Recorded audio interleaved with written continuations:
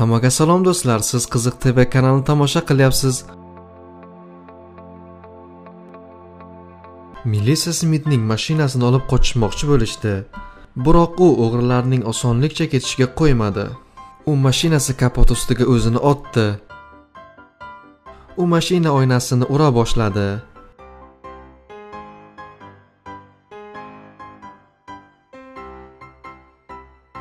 Natijada o'g'ri mashinadan sakrab tushib qocha boshladi.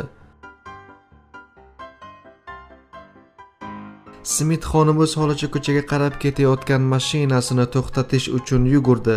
Vaqtida to'xtatdi.